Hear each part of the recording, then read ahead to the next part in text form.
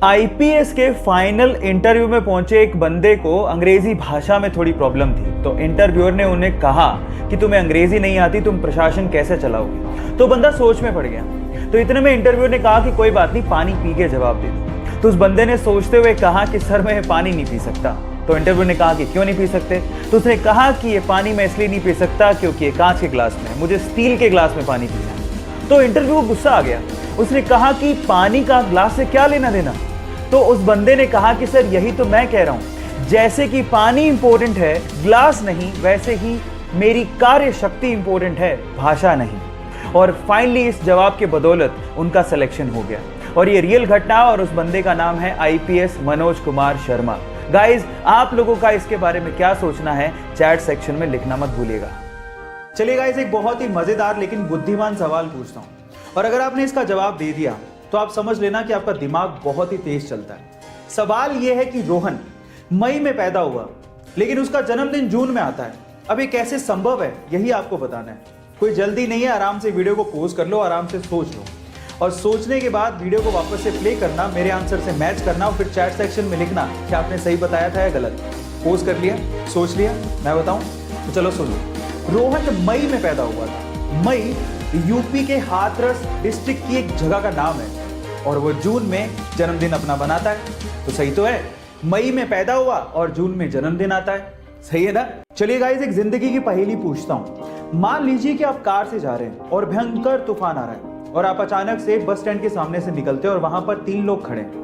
पहली एक बूढ़ी औरत जिसे तुरंत अस्पताल ले जाने की जरूरत है, दूसरा वो आदमी जिसने कभी जिंदगी में आपकी जान बचाई थी, और तीसरा वो व्यक्ति जिसे आप जीवन साथी बनाना चाहते हैं। अब अगर आपकी कार में सिर्फ 2 लोगों के बैठने की जगह हो तो आप किसे बिठाएंगे, ये सवाल है। आराम से वीडियो को पॉज करिए और फिर जवाब दीजिए। चलिए मैं आपको इसका आंसर बताता हूँ। देखिए, बहुत सिंपल है। आप उस व्यक्ति को कहेंगे जिसने आपकी जिंदगी बचाई थी कि वो कार चलाए और उस बूढ़ी औरत को हॉस्पिटल लेके जाए, और आप अपने जीवन साथी के साथ बस स्टैंड पर वेट करेंगे उसी व्यक्ति का, ताकि वो वापस आए और आपको लेकर जाए। बहुत सी गवर्नमेंट जॉब्स के इंटरव्यूज में बड़े इंटरेस्टिंग सवाल पूछे जाते हैं आपके दिमाग को परखने के लिए, और मुझे तो ऐसे सवालों को सुनने में और उनका जवाब देने में बड़ा मजा आता है। तो चलो एक ऐसा इंटरेस्टिंग सवाल मैं आपसे पूछता हूं। मान लीजिए कि आपके पास 7 केले हैं और उन्हें आपको 8 जनों में बराबर बांटना है, लेकिन शर्त यह है कि आपको केलों को काटना नहीं है।